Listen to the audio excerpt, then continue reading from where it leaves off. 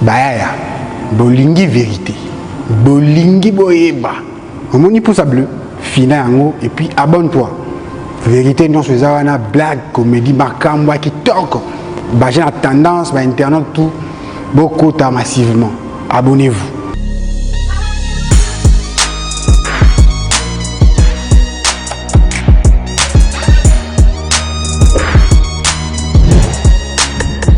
Nous sommes toujours dans ces beaux cadres du Musée national de l'art démocratique du Congo et pour ce énième numéro, nous allons nous entretenir avec Angèle Kimonga, président des étudiants nationaux du Congo. Avec lui, nous allons parler des propositions, pourquoi pas de probables retours de cours dans les différentes universités à travers l'art démocratique du Congo. Bonjour, président. Oui, bonjour. Bonjour. En brève présentation, si vous pouvez quand même nous dire qui est Angèle Kimonga. Oui, vous venez de le dire de façon succincte. Président des étudiants faisant fonction nationale de tous les étudiants du Congo, président des étudiants de l'Institut supérieur des techniques appliquées, ISTA, et également étudiant, comme vous pourrez bien le comprendre, étudiant en deuxième génie, ou L2 pour certains, deuxième génie informatique appliquée dans cet établissement, donc ISTA. Depuis combien de temps êtes-vous président ? Depuis très exactement un an, hein, un an et quelques jours. Donc depuis le mois de mai 2019. Ça évolue comment? Non, ça va, on tient, on tient. Eh bien là, ça tient, mais là, croisé par la pandémie du coronavirus qui a quand même perturbé, qui a freiné l'élan, cet ennemi invisible. Est-ce qu'on pense qu'il y aura une année blanche où, en tant que président et votre comité, vous avez quand même des propositions à soumettre aux autorités? Oui, c'est déjà en cours? Déjà, je dirais que cette pandémie nous a mis dans des beaux draps et nous ne sommes pas restés indifférents face à cela. Nous avons quand même réuni nos efforts, nous nous sommes arrangés pour que nous puissions soumettre des propositions pour que l'année soit récupérée et récupérable. Donc nous avons vraiment franchi ce seuil. On a déjà eu à parler sur des médias comme les vôtres, et on a eu à faire une note suffisamment fournie par écrit où on a adressé à son Excellence Monsieur le ministre de l'ESU quelques recommandations, la façon dont nous voyons les choses pour pouvoir sauver cette année, et au chef de l'État, au Premier ministre également, nous les avons tenus en copie. Angèle Kimonga, dans je dirais dans un futur proche, les provinces non touchées vont répondre avec le cours. Votre réaction? Bon, justement, nous avons trouvé que c'était bien déjà de faire le pas.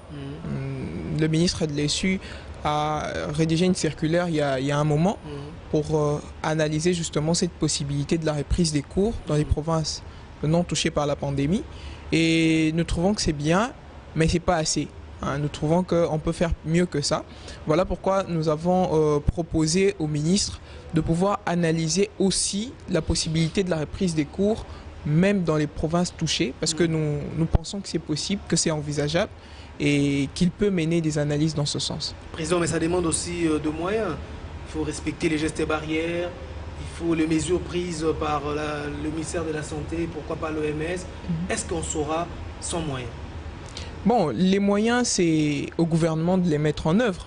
Je ne vais pas citer caisse de solidarité ou les fonds venus d'ici ou de là, mais c'est au gouvernement de fournir le nécessaire pour que nous puissions être dans des bonnes conditions. Je vais vous rappeler un article de notre Constitution que je cite de temps en temps, c'est l'article 42 de notre Constitution. Cet article dit que les pouvoirs publics ont la responsabilité, le devoir de protéger la jeunesse contre tout ce qui porte atteinte à son éducation, à sa santé et à tout ce qui pourrait hypothéquer son avenir. Et dans les cas échéants, le gouvernement a cette responsabilité de veiller à ce que notre année, que nos études en tout cas ne soient pas bafouées, que nous ne perdions pas l'année, en tout cas, de façon concrète, et aussi que des dispositions soient prises, pas seulement que l'on reprenne les cours, mais que nous soyons protégés lorsque nous allons reprendre ces cours. Donc que des dispositions adaptées pour l'application de mesures barrières soient installées dans différents sites universitaires. Les étudiants de classe terminale, leur cœur bat la chamade, j'ai titré G3, L2. Est-ce que le président peut leur garantir quelque chose pour les finalistes?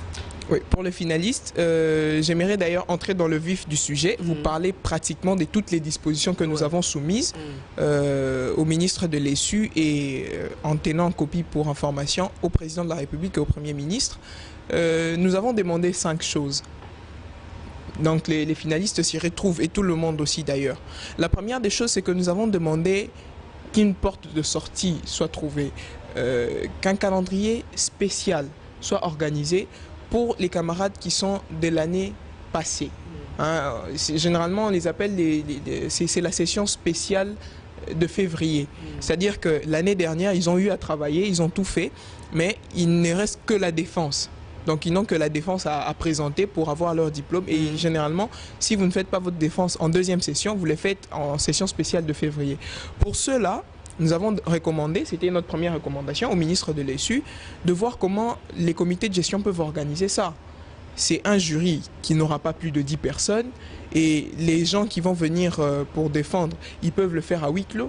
Donc on peut, avec un minimum possible, organiser des jurys spéciaux pour les sessions spéciales de février. Ça, c'est la première proposition. La deuxième proposition, il y a de ces établissements qui dispensent des cours en ligne. Certains amis suivent les cours en ligne. Alors, c'est fait de façon informelle. C'est un peu comme chacun dans son coin, il est là, il fait un truc. Il n'y a pas de règles établies. Avec des coupures intempestives. Voilà. Alors, nous demandons au ministre de l'ESU de s'imprégner de cette situation. Les établissements, répertorier les établissements qui dispensent les cours en ligne, valider ces enseignements-là, s'assurer que les enseignements parviennent exactement à tous les étudiants et aussi que ces enseignements sont bien transmis. Et pour les établissements, toujours dans le cadre de notre deuxième proposition, pour les établissements qui ne sont pas en mesure d'organiser les cours en ligne, nous avons demandé à ce que le ministre de l'ESU puisse demander au comité de gestion de voir dans quelle mesure on peut dispenser ce cours par module. Je m'explique.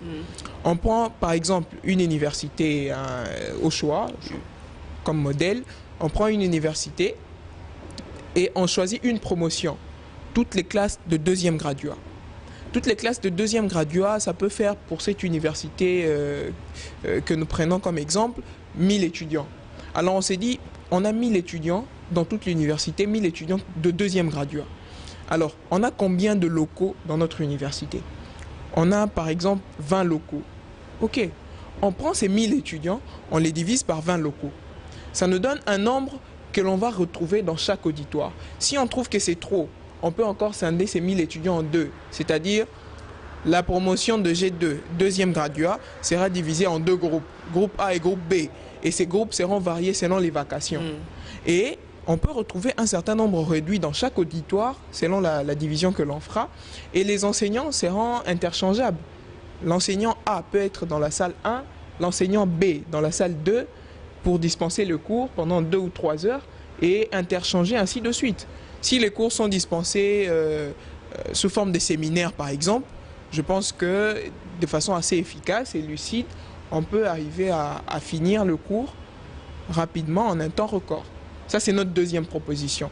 La troisième proposition, c'est pour les finalistes spécialement. Nous avons demandé à ce que les finalistes puissent jouir d'une mesure spéciale de la part du ministère où on les accorde la possibilité d'avoir un calendrier spécifique. Pourquoi? Parce que maintenant, là, ils vont devoir présenter leurs mémoires, leurs travaux de fin de cycle, mais aussi, ils auront des stages à passer. Et il peut finir les cours, mais pour ces deux éléments, ça peut être compliqué puisque ça peut demander un déplacement. Il faut peut-être voyager pour chercher des données ou travailler dans une entreprise. Alors ça, c'est aussi des choses qui demanderont à ce que le ministère puisse analyser un calendrier spécifique rien que pour les finalistes. En quatrième lieu, les mesures qui vont autoriser en fait l'accès. Voilà, l'accès sur les sites universitaires, puisque nous demandons à ce que nous puissions reprendre, mais comme je l'ai dit... Mécanisme, quelle protection? Voilà. Comment se protéger? C'est très important d'instaurer des mesures barrières et de les appliquer. Et généralement, nous avons déjà des coordinations estudiantines, donc on peut coopérer avec les coordinations estudiantines pour mettre en place des brigades de riposte au sein des universités, de telle sorte qu'on ait des thermoflages, des gels hydroalcooliques, etc., pour que nous puissions veiller en fait à l'application des mesures barrières. Que lorsque nous allons être sur les sites universitaires, que ces dispositions soient respectées. Voilà les 4 propositions que j'ai énumérées. Je crois la dernière, c'est que nous avions demandé un gel dans le recouvrement des frais académiques. Puisque nous allons revenir, on va nous dire, ben, vous revenez, les universités fonctionnent avec les frais académiques payés. Or, nous sommes en confinement. Jusque-là, nous sommes en confinement, les parents ne travaillent pas. Certains étudiants se prennent en charge. Et pour la plupart, c'est à travers des activités informelles. Donc, pour ce moment où on est en train de passer un creux économique, et après, demander aux gens de payer les frais académiques, c'est trop osé. Voilà pourquoi nous demandons à ce que des mesures soient prises pour qu'il y ait un gel dans le recouvrement des frais académiques dès la reprise, en tout cas durant cette période qui sera couverte pendant le Covid et que les activités seront au ralenti. Donc, c'est ça les 5 propositions que nous avons soumis et nous attendons une suite favorable parce que nous nous sommes dit que les étudiants ne vont pas accepter, je le dis et je le répète, ce qui est fait pour nous, sans nous, est fait contre nous. Donc, nous n'allons pas accepter une décision quelconque qui sera parachutée, soi-disant pour notre intérêt, tant qu'on n'est pas consulté. On devrait être consulté pour que nous puissions émettre notre point de vue, nos positions pour l'avancement des choses. Président Anchel, aujourd'hui les étudiants sont utilisés, je dirais, par le politique comme des attaquants qui sont des immortels. Parce qu'à chaque événement politique, il y a toujours les étudiants qui sont au devant. Est-ce que vous ne faites pas des ateliers de sensibilisation pour montrer aux étudiants que leur travail, ce n'est pas d'accompagner les politiques quand ils ont besoin? Et je dirais, en dernière position, ce sont toujours les étudiants qui meurent parce qu'on avait accompagné tel député, tel sénateur, tel ministre. Oui, justement, c'est un problème criant. Pas plus tard qu'hier, nous étions dans un atelier de réflexion où on était en train de parler de ça, puisque déjà, vous voulez savoir si nous sensibilisons. Effectivement, nous sensibilisons déjà. Nous continuons de le faire et nous nous étions encore réunis autour de cette question pour voir cette fois-ci comment franchir le cap. Comment aller en tout cas dans une méthodologie assez pragmatique, parce que nous parlons de ça, mais très peu de fois nous passons à l'acte. Alors, nous avons réfléchi comment nous pouvons aider la jeunesse, surtout la jeunesse estudiantine, à quitter ce cocon d'interdépendance, en tout cas pas vraiment d'interdépendance, mais de dépendance en tout cas en majeure partie du monde politique. Parce qu'aujourd'hui, comme vous l'avez dit, les jeunes se plaignent. Par exemple, pour la nomination des mandataires, je ne sais pas.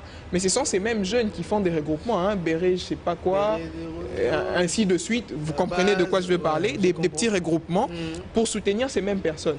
Quand vous les soutenez, on voit qu'il a votre soutien, votre appui. C'est lui qu'on place devant. Vous comprenez? Alors, la jeunesse doit comprendre qu'à un certain niveau, on doit se prendre en charge. Okay? Nous devons nous-mêmes quitter le stade de réflexion. Je ne dis pas que c'est mal d'avoir des associations, les amis d'eux, mais je pense aussi qu'en tant que jeune, on ne doit pas se limiter à ça. Constituer des groupes de soutenance, des amis d'eux, faire ceci, c'est bien, mais on peut aller au-delà, essayer de donner un peu plus du sien pour être vraiment des producteurs d'activités, des preneurs d'initiatives, des entrepreneurs, de telle sorte que nous puissions petit à petit quitter ce stade-là. Le stade de, comme on dit, Chancelo Kopamba, le stade de Mouanaya, Ndekoya. On peut quitter cette réflexion de ce sens où on se dit, ah, tel, mais il a de l'argent. On doit quitter ce sens et nous travaillons, nous avons des conférences que nous faisons, des ateliers de réflexion pour essayer d'apporter un tonus à ce niveau-là. Votre comité vit avec quels moyens et quelles sont les difficultés que vous croisez? Bon, essentiellement, nous n'avons pas de fonds, pas de financement. Donc, on se débrouille avec les fonds propres, chacun comme il peut.